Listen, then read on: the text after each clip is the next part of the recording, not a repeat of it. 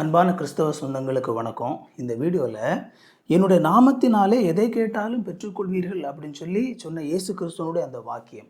இந்த வாக்கியம் பல நேரங்களில் தவறாக புரிந்து கொள்ளப்பட்ட ஒரு வாக்கியமாகவும் பல நபர்களாலே தவறாக பிரசங்கிக்கப்பட ஒரு வாக்கியமாகவும் இருக்குது. இதை சொல்லக்கூடிய நபர்கள் பொதுவாக என்ன சொல்கிறாங்க அப்படின்னா, இயேசு கிறிஸ்துவே சொல்லியிருக்கிறாரு, என்னுடைய நாமத்தினால் நீங்கள் எதை கேட்டாலும் பெற்றுக்கொள்வீர்கள் அப்படின்னு சொல்லியிருக்கிறனால நீங்கள் இதை கண்டிப்பாக நீங்கள் இந்த இயேசுவின் நாமத்தினாலே அப்படின்னு சொல்லிட்டு நீங்கள் அதை கேட்டீங்க அப்படின்னா உங்களுக்கு கிடைச்சிரும். விசுவாசத்தோடு நீங்கள் கேட்டீங்க அப்படின்னா எதை கேட்டாலும் நீங்கள் பெற்றுக்கொள்வீர்கள். உங்களுக்கு வீடு வேணுமா, இயேசுவின் நாமத்தினாலே நீங்கள் டிக்ளேர் பண்ணுங்கள். உங்களுக்கு பைக் வேணுமா அல்லது உங்களுக்கு கார் வேணுமா, வாட் எவர் இட் இஸ், நீங்கள் இயேசுவின் நாமத்தினாலே அப்படின்னு சொல்லி நீங்கள் உறுதியாக கேட்டிங்கன்னா கிடைச்சிரும் அப்படின்னு சொல்லி பல பிரசங்கியார்கள் பேசுவதை நீங்கள் கேட்டிருப்பீங்க.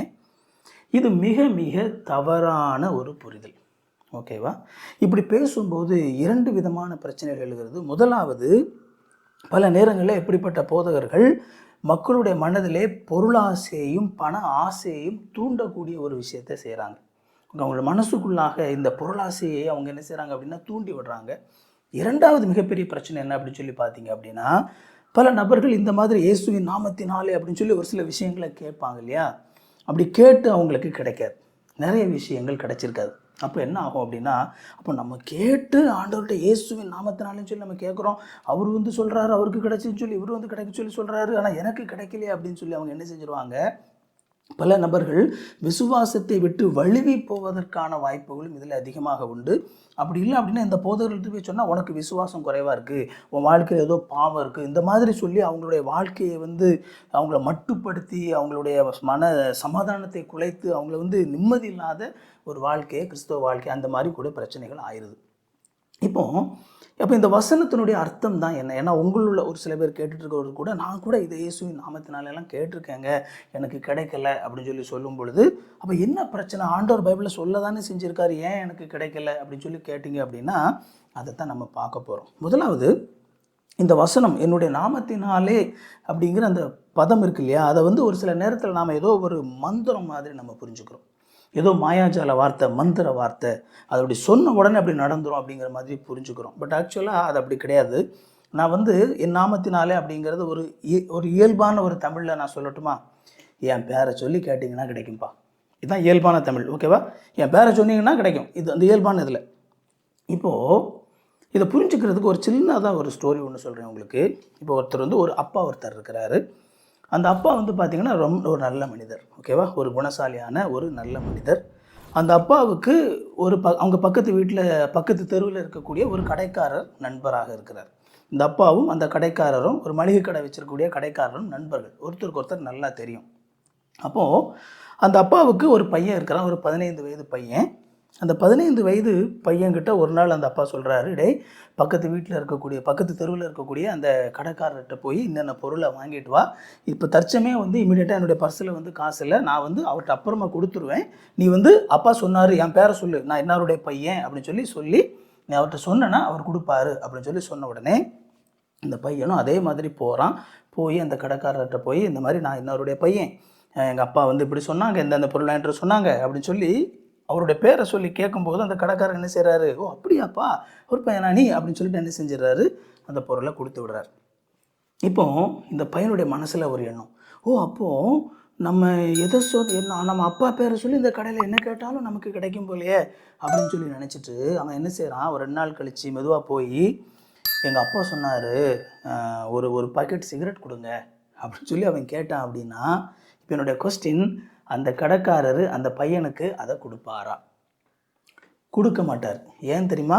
இவங்க 2 பேரும் ஃப்ரெண்ட்ஸு, இவங்க 2 பேருக்கும் ஒருத்தர் நல்லா தெரியும். அப்போ இந்த அப்பா ஒரு நல்ல குணசாலியான ஒரு அப்பா, இவர் ஒருபோதும் தன்னுடைய பையன்கிட்ட நீ போய் அந்த கடைக்காரர்கிட்ட போய் இந்த சிகரெட்டை வாங்கிட்டு வா அப்படின்னு சொல்லியிருக்க மாட்டார் அப்படிங்கிறது அவருக்கு நல்லாவே தெரியும்.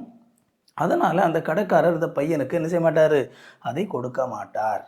அப்போது இதில் விஷயம் என்ன அப்படின்னா இதான், அதாவது அந்த பையன் அந்த கடைக்காரர்கிட்ட ஒரு பொருளை வாங்கும் போது 2 விஷயங்கள் அதில் அடங்கியிருக்குது. முதலாவது, அந்த அப்பாவுடைய விருப்பத்திற்கு ஏற்ற மாதிரி முதலாவது ஒரு சில விஷயத்தை போய் கேட்குறான். ஏன்னா அவங்க அப்பா தான் வாங்க சொல்கிறாரு. அப்போ அவங்க அப்பாவுடைய விருப்பத்திற்கு ஏற்ற மாதிரி முதலாவது ஒரு சில விஷயத்தை போய் அவன் கேட்குறான், அது கிடைக்குது. ஆனால் இரண்டாவது அவங்க அப்பா சொல்லாத ஒரு விஷயத்தை போய் கேட்குறான். இரண்டாவது அவங்க அப்பாவுடைய அந்த குணாதிசயத்திற்கு மாறுபட்டு இருக்கிற இன்னொரு விஷயத்தை போய் அதை கேட்கும்போது அங்கே என்ன செய்யாது அப்படின்னா கிடைக்காது.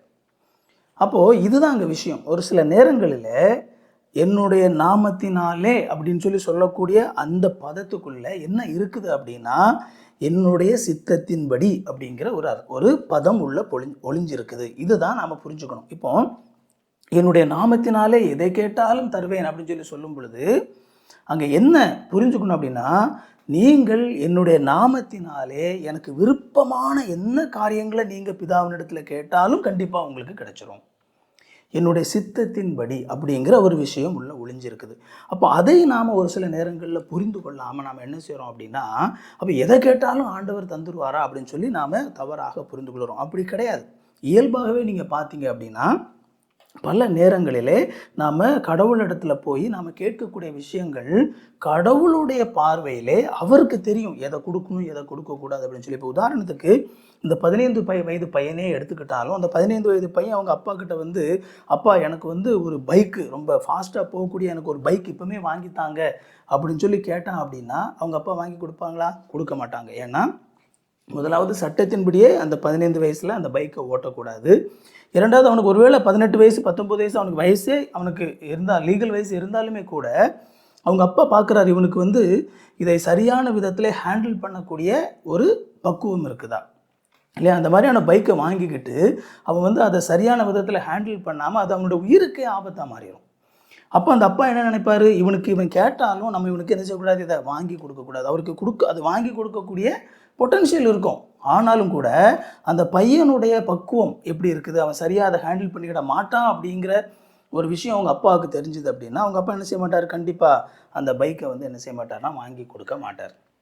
ஸோ இந்த மாதிரி நம்ம ஆண்டவருடைய சமூகத்தில் ஒரு சில விஷயங்களை கேட்கும் பொழுது ஆண்டவர் வந்து நமக்கு ஓகே இவனுக்கு வந்து இந்த நேரத்தில் இதை கொடுக்கலாமா கொடுக்கக்கூடாதா அப்படிங்கிற அந்த காரியம் அது ஆண்டவருக்கு தான் தெரியும். இதை கொடுத்தா உண்மையாகவே அது வந்து நன்மை பயக்கக்கூடிய ஒரு விஷயமாக இருக்குமா அல்லது அது தீமை பயக்கக்கூடிய ஒரு விஷயமாக இருக்குமா அப்படிங்கிறது யாருக்கு மிக தெளிவாக தெரியும் அப்படின்னா ஆண்டவருக்கு நல்லா தெரியும். ரைட். அதனால் ஆண்டவர் வந்து நமக்கு ஒரு சில காரியங்களை நாம் கேட்கும் பொழுது நமக்கு வந்து ஓகே இதை கொடுத்தா சரிப்படாது அப்படின்னு சொன்னால் கண்டிப்பாக ஆண்டவர் என்ன செய்ய மாட்டார், தரமாட்டார். இது ஒரு பெர்ஸ்பெக்டிவ். இப்போ அடுத்ததாக இன்னொரு பெர்ஸ்பெக்டிவில் உங்களுக்கு வந்து இதே வசனத்தை இன்னும் கொஞ்சம் தெளிவுபடுத்தி உங்களுக்கு சொல்லணும்னு சொல்லி நினைக்கிறேன். நம்ம வந்து இந்த வசனத்தில் நம்ம பார்க்கும்போது பொதுவாக ஒரு வேத பகுதியை நாம் புரிந்து கொள்ளணும் அப்படின்னா நமக்கு எல்லாருக்குமே வேதாகமத்தை கற்கக்கூடிய நபர்களுக்கு தெரிஞ்ச விஷயந்தான். அதாவது அந்த சூழமைவை நம்ம பார்க்கணும். அந்த சூழமைவு கான்டெக்ஸ்ட் அப்படின்னு சொல்லுவாங்க இல்லையா, எந்த சூழலில் சொல்லப்படுது, அது எதற்காக சொல்லப்படுகிறது, அது யாரிடம் சொல்லப்படுகிறது, இதெல்லாம் முக்கியமானது. இப்போ என்னுடைய நாமத்தினாலே நீங்கள் எதை கேட்டாலும் பெற்றுக்கொள்வீர்கள் அப்படிங்கிற விஷயத்தை ஆண்டவர் யாருக்கிட்ட சொல்கிறாரு, அவருடைய சீடர்கள்கிட்ட சொல்கிறார். ஓகேவா? இந்த சீடர்கள் யார், இயேசு கிறிஸ்துவை அவரோடு கூட அவருடைய ஊழியத்திலே பின்பற்றின நபர்கள். அப்போ அவர்கள் இயேசு கிறிஸ்துவோடு கூட இருந்தாங்க. அவங்கள பார்த்தீங்க அப்படின்னா ஒவ்வொருவரும் தங்களுடைய வேலைகளை விட்டு குடும்பத்தை விட்டு அவங்க இயேசு கிறிஸ்துவை பின்பற்றி வந்தாங்க. அவங்களுடைய இயேசு கிறிஸ்து ரொம்ப ஒன்றும் பணக்காரராக இருந்துகிட்டு இருக்கல. அவரை பின்பற்றின உடனே அவர் வந்து என்ன சொல்கிறது, அவங்களுக்கு வந்து பொருளாதார ரீதியாக அவங்களுக்கு வந்து பரிசுகளாக அள்ளியெல்லாம் வீசலை. இயேசு கிறிஸ்துவனுடைய வாழ்க்கை இந்த உலகத்தில் மிக கடினமானதாக இருந்தது. ஒரு சில நேரங்களில் நம்ம வேதாமத்தில் வாசிக்கிறோம், சீடர்கள் வந்து பசியாக இருந்தாங்க அப்படின்னு சொல்லி வாசிக்கிறோம். அவங்களுக்கு சாப்பிட்றது கூட ஒரு சில நேரத்தில் எதுவும் இல்லை. அப்படிப்பட்ட அந்த சூழ்நிலையிலையும் இந்த சீடர்கள் இயேசு கிறிஸ்துவை பின்பற்றி வந்து கொண்டே இருந்தாங்க. அது மட்டுமல்ல, அவர்கள் இயேசு கிறிஸ்துவை பின்பற்றின அந்த காலகட்டத்திலே இயேசு கிறிஸ்து அந்த சீடர்களுக்கு கற்றுக் கொடுத்தார். ஓகேவா? இயேசு கிறிஸ்து அந்த சீடர்களுக்கு தான் யார் என்பதையும், அவர் எதற்காக இந்த உலகத்திலே வந்திருக்கிறார் அப்படிங்கிறதையும், அவர் என்ன செய்ய போகிறார் அப்படிங்கிறதையும், எல்லாவற்றிற்கும் மேலாக இந்த சீடர்கள் என்ன நோக்கத்திற்காக அவர்களை தெரிந்து கொண்டு இருக்கிறேன் என்பதையும், அவர்கள் இயேசு கிறிஸ்துவனுடைய உயிர்த்தெழுதலுக்கு பின்னால் என்னென்ன விஷயங்கள் செய்யணும், இது எல்லாமே வந்து அவங்களுக்கு சொல்லப்பட்டிருந்தது. அப்போது இப்படிப்பட்ட நிலையிலே ஒரு பக்குவப்பட்டிருந்த ஒரு சீடர்கள் குழுவிட்டத்தில் தான் அவர் சொல்கிறாரு, இயேசு கிறிஸ்துவின் நாமத்தினால், என்னுடைய நாமத்தினாலே நீங்கள் எதை கேட்டாலும் ஆண்டவர் உங்களுக்கு கொடுப்பார் அப்படின்னு சொல்லப்படுது. இப்போது நான் திரும்பவும் உங்களுக்கு இன்னும் ஒரு இல்லஸ்ட்ரேஷன் ஒன்று சொல்கிறேன்.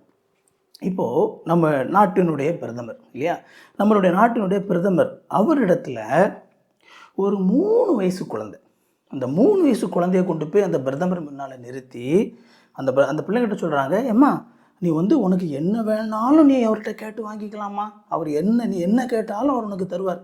ஏன்னா அவர் நாட்டினுடைய பிரதமர், அவர் நினச்சா என்ன பல விஷயங்கள் செய்யலாம். அப்போ சொல்கிறாங்க, அந்த 3 வயது குழந்தைகிட்ட சொல்கிறாங்க, நீ அவர்கிட்ட கேளுமா, நீ என்ன கேட்டாலும் அவர் உனக்கு கிராண்ட் பண்ணுறதுக்கான ஒரு அத்தாரிட்டி அவருக்கு இருக்குது அப்படின்னு சொல்லி சொன்னால், அந்த பிள்ளை என்ன செய்யும்? அந்த பிள்ளை அங்கிள் எனக்கு நிறைய சாக்லேட் கொடுப்பீங்களா அப்படின்னு சொல்லி கேட்கும் இல்லையா? ஏன்னா 3 வயசு குழந்தையை பொறுத்த வரைக்கும் அந்த 3 வயசு குழந்தைக்கு என்ன அப்படின்னா அதுதான் ரொம்ப முக்கியமான ஒரு விஷயமா இருக்கும். எனக்கு நிறைய சாக்லேட் கொடுங்க, எனக்கு நிறைய சாக்லேட் கொடுங்க, இந்த சாக்லேட் கேட்கும். ஆனால் அதுவே ஒரு பக்குவமடைந்த ஒரு நபர், ஓகேவா, நன்றாக பக்குவமடைந்த ஒரு நபர், அப்படி பக்குவமடைந்த நல்ல என்ன சொல்லுது, தெளிந்த சிந்தையுடைய நல்ல ஒரு பக்குவமடைந்த ஒரு நபரை கொண்டு போய் பிரதமர் முன்னால் நிறுத்தி, ஐயா உங்களுக்கு அவர்கிட்ட என்ன வேணுமோ அதை கேளுங்க, கண்டிப்பாக அதை அவர் உங்களுக்கு செய்வார் அப்படின்னு சொல்லி நம்ம சொல்லும் பொழுது, அவர் உண்மையாகவே ஒரு நல்ல ஒரு மனிதராக இருந்தார்னா அவர் என்ன கேட்பார் தெரியுமா? ஒருவேளை அவங்க ஊருக்கு ஒருவேளை சரியான தண்ணி வசதி இல்லைன்னா அதை கேட்பார், எங்கள் ஊரில் சரியான தண்ணி வசதி இல்லை சார், நீங்கள் எங்கள் ஊருக்கு நல்ல தண்ணி வர்றதுக்கு நீங்கள் ஒரு நல்ல ஒரு டேங்கெல்லாம் கட்டி ரொம்ப தூரத்துலேருந்து தண்ணி கொண்டு எங்கள் ஊரில் எல்லாருக்கும் தண்ணி கொடுத்தீங்கன்னா ரொம்ப வசதியாக இருக்கும். அல்லது எங்கள் ஊருக்கு போகிற ரோடெல்லாம் ரொம்ப மோசமாக இருக்குது, நல்ல ரோடு போட்டு கொடுத்தீங்கன்னா நல்லாயிருக்கும். அல்லது எங்கள் ஊரில் ஒரு ஹாஸ்பிட்டல் கட்டினீங்கன்னா நல்லாயிருக்கும், எங்கள் ஊரில் இந்த கம்பெனி வர வச்சிங்கன்னா நல்லாயிருக்கும், எங்களுடைய இளைஞர்களெல்லாம் அதில் வேலை பார்த்து நல்லா சம்பாதிச்சு முன்னேறிடுவாங்க ஐயா, இப்படி கேட்பாங்க. இதுதான் பக்குவம் அடைந்த இது. அப்போது ஒரு குழந்தை சாக்லேட்டு கேட்குறது அப்படிங்கிறதும், இந்த நபர் வாழ்க்கையின் முக்கியமான விஷயங்களை கேட்குறது அப்படிங்கிறதும் எதில் மாறுபடுது அப்படின்னா மெச்சூரிட்டி. ஸோ இதுதான் ரொம்ப ரொம்ப முக்கியமானது. இப்போது ஆண்டவர் யாரிடத்தில் இதை சொல்கிறாரு? தன்னுடைய சீடர்களிடத்தில் சொல்கிறாரு. பக்குவமடைந்த தன் ஊழியத்திலே ஆண்டவருக்காக ஊழியம் செய்யணும் அப்படின்னு சொல்லி வாஞ்சையோடு இருக்கக்கூடிய நபர்களிடத்தில் இதை சொல்கிறார். என்னுடைய நாமத்தினாலே நீங்கள் எதை கேட்டாலும் பெற்றுக்கொள்வீங்க. அப்போது நம்ம உடனே அப்படியே புதிய ஏற்பாட்டில் அப்போஸ்தலர் நிருபம் அதை தாண்டி உள்ள விஷயங்களை வாசிங்க. சீடர்கள் இயேசு கிறிஸ்துவினிடத்தில் என்ன கேட்டாங்க அப்படின்னு சொல்லி வாசிங்களேன். நீங்கள் பார்த்தீங்கன்னா அப்போஸ்தலர் நிருபமாக இருக்கட்டும், அதை தாண்டி வரக்கூடிய அப்போஸ்தலர் கடிதமாக இருக்கட்டும், அதை தாண்டி வரக்கூடிய எல்லா நிருபங்களையும் பார்த்தீங்க அப்படின்னா பல ஜெபங்கள் இருக்குது இல்லையா? சீடர்கள் செய்த பலவிதமான ஜெபங்கள் இருக்குது. அப்போது அந்த ஜெபங்களில் எப்பேற்பட்ட ஜெபங்கள் அது, எதை அவர்கள் ஆண்டவரிடத்திலே கேட்டார்கள்? ஏன்னா இதுதான் ரொம்ப முக்கியமானது. இங்கே பார்த்தீங்கன்னா அவங்களுடைய ஜெபங்கள் எல்லாமே ஊழியத்தை சார்ந்ததாக இருந்தது. அவங்களுடைய ஜெபங்கள் எல்லாமே பார்த்தீங்க அப்படின்னா ஆண்டவருடைய சித்தத்தை செய்யக்கூடிய காரியமாக இருந்தது, ஆண்டவருடைய விருப்பத்திற்கேற்ற விஷயமாக இருந்தது. ஆண்டவரே இன்னும் அதிக ஆத்துமாக்களை உமக்கென்று ஆதாயப்படுத்துறதுக்கு கிருபை செய்யுங்க, அல்லது ஆண்டவரே இந்த நற்செய்தியை அறிவிக்கும் பொழுது இந்த மக்கள் அதை புரிந்து கொள்ள கிருபை செய்யுங்க, அல்லது அவர்கள் இயேசு கிறிஸ்துவை ஏற்றுக்கொண்ட ஒரு திருச்சபையாக இருப்பார்கள். ஆண்டவரே இந்த திருச்சபை மக்கள் இன்னும் உண்மை அறிகிற அறிவிலே வளர உதவி செய்யுங்க, இன்னும் உங்களுக்குள்ள பக்குவப்படட்டும், இன்னும் அவங்களுக்குள்ள கனி கொடுக்கும் வாழ்க்கை வரட்டும். இந்த மாதிரி அவங்களுடைய ஜெபங்கள் எல்லாமே ஆண்டவருடைய அவருடைய ராஜ்யம் இல்லை, முதலாவது என்னுடைய ராஜ்யத்தையும் அவருடைய நீதியும் தேடுங்கள்னு சொல்லி சொன்ன மாதிரி அவருடைய அந்த ராஜ்யத்துக்கு அடுத்த காரியங்கள், அந்த விஷயங்களே குறித்து அவங்க ஜெபித்து ஆண்டவரிடத்துல கேட்டாங்க. இப்போ அதுதான் ரொம்ப ரொம்ப முக்கியமானது. இப்போ என்னுடைய நாமத்தினாலே எதை கேட்டாலும் தருவேன் அப்படின்னு சொல்லும் பொழுது நம்ம இந்த சின்ன பிள்ளைத்தனமாக போய் ஆண்டவர்கிட்ட போய், ஆண்டவரே எனக்கு ஃப்ரிட்ஜு தாங்க, ஆண்டவரே வாஷிங் மிஷின் தாங்க, ஆண்டவரே பைக்கு தாங்க, ஆண்டவரே கார் தாங்க, ஆண்டவரே வீடு தாங்க, இதுவல்ல. இதையெல்லாம் ஆண்டவர் நம்மிடத்தில் எதிர்பார்ப்பது. நாம் அவரிடத்தில் ஜெபிக்கும் பொழுது, ஆண்டவரே அவருக்கு உகந்த காரியங்கள், ஆண்டவருடைய விருப்பம் இந்த உலகத்தில் எதில் இருக்குது இல்லையா? ஆண்டவர் எதை இந்த உலகத்திலே விரும்புகிறார், அதற்கேற்ற காரியங்களை நாம் ஜெபிக்கும் பொழுது அதை நாம் பெற்றுக்கொள்ளும். அப்போ அந்த பக்குவம் நமக்கு வேணும். அந்த பக்குவப்பட்ட நபர்களிடத்தில் தான் ஆண்டவர் இதை சொல்கிறார். சும்மா ஆவிக்குரிய ரீதியாக எதையும் அறியாமல் இருக்கக்கூடிய சும்மா பிள்ளைங்களை பார்த்து நீங்கள் என்ன வேணாலும் கேளுங்க, நான் உங்களுக்கு தரேன், அப்படி சொல்லலாம் ஆண்டவர். ஆவிக்குரிய ரீதியாக பக்குவப்பட்டு இருக்கிற ஆண்டவருக்கென்று முழுமையாக தங்களுடைய வாழ்க்கையை அர்ப்பணித்து தேவனுடைய ராஜ்யமே முக்கியம் அப்படின்னு சொல்லி அப்படிப்பட்ட சிந்தையில் இருக்கிற பிள்ளைகளை பார்த்து தான் ஆண்டவர் சொல்கிறாரு, நீங்கள் எதை கேட்டாலும் உங்களுக்கு தருவேன். ஏன்னா ஆண்டவருக்கு அந்த கான்ஃபிடென்ஸுங்க. ஆண்டவருக்கு என்ன கான்ஃபிடென்ஸ் தெரியுமா? என் பிள்ளை பக்குவப்பட்டுட்டான், அவன் இனி என்கிட்ட எதை கேட்பான் அப்படின்னா என்னுடைய சித்தம் எதுவோ அதைத்தான் அவன் என்கிட்ட கேட்பான். அப்போ இதுதான் இங்கே முக்கியமான, இதுதான் அந்த வசனத்தினுடைய அந்த சாராம்சமே தவிர சும்மா அந்த உலக பிரகாரமான காரியங்களை எதை கேட்டாலும் தருவேன் அப்படிங்கிறது இல்லை. அப்போ உலக பிரகாரமான காரியங்களை ஆண்டவரிடத்தில் கேட்கக்கூடாதா? அது எனக்கு கிடைக்காதா? அதெல்லாம் இல்லைங்க. உலக பிரகாரமான காரியம் மற்ற எல்லாவங்களுக்கும் எப்படி கிடைக்குதோ அதே மாதிரி தான் உங்களுக்கும் கிடைக்கும். ஒரு பைக் வேணுமா? ஆண்டவரே எனக்கு ஒரு பைக் வேணும் ஆண்டவரே அப்படின்னு சொல்லி நீங்கள் விசுவாசத்தோட ஜெபம் பண்ணிட்டு வீட்டுக்கு வெளியே போனோன்னே வீட்டுக்கு முன்னாடி பைக் நிற்காது. எல்லோரும் எப்படி பைக் வாங்குறாங்க? சம்பாதிக்கிறாங்க, சேர்த்து வைக்கிறாங்க, போய் காசு கொடுத்து பைக்கை வாங்குறாங்க. அப்படி தான் நீங்களும் வாங்கணும். ஓகேவா? அப்படி தான் கிடைக்கும். ஆண்டவரே எனக்கு ஒரு வீடு கட்டணும் ஆண்டவரே. எப்படி கிடைக்கும்? ஆண்டவர் உங்களுக்கு உழைக்க வைப்பார். ஆண்டவர் உங்களுக்கு உழைச்சி நீங்கள் அந்த பணத்தை சேர்த்து அந்த பணத்தை வச்சு நீங்கள் அந்த வீட்டை கட்டுறதுக்கான வாய்ப்புகளை அப்படித்தான் உங்களுக்கு அந்த வீடு வரும். ஓகே, அதனால் அந்த யதார்த்தத்தை நீங்கள் மறந்துடக்கூடாது. ஆண்டவரே எனக்கு வீடு கட்டக்கூடிய கிருபையை தாங்க, நான் உழைக்கிறேன் ஆண்டவரே, நல்லா சேர்த்து வைக்கணும் ஆண்டவரே, கெட்ட பழக்கங்கள் இருக்கக்கூடாது, இந்த மாதிரி கெட்ட பழக்கங்கள் இல்லாமல் எல்லாம் சேர்த்து வச்சு இப்படி யதார்த்தமாக மற்றவங்க எப்படி வீடு கட்டுறாங்களோ அப்படி தான் கிறிஸ்தவங்களும் கட்டுவாங்க. ஏதோ நிலம் இருக்குது அப்படிங்கிறதுக்காக ஆண்டவரே எனக்கு வீடு வேணும் ஆண்டவரேன்னு சொல்லி விசுவாசத்தோட ஜெபம் பண்ணோன்னே அடுத்த நாள் அங்கே வீடு வந்து நிற்காது. ஸோ ப்ராக்டிக்கலாக புரிஞ்சுக்கோங்க. இதெல்லாம் யதார்த்தமாக மற்றவங்களுக்கு எப்படி நடக்குதோ அப்படி தான் உங்களுக்கும் நடக்கும். பெரிய வித்தியாசம்லாம் ஒன்றும் கிடையாது. ஆனால் என்னுடைய நாமத்தினால எதை கேட்டாலும் தருவேன் அப்படின்னு சொல்கிறது இந்த அற்பமான உலக பிரகாரமான காரியங்களை குறித்து அல்ல.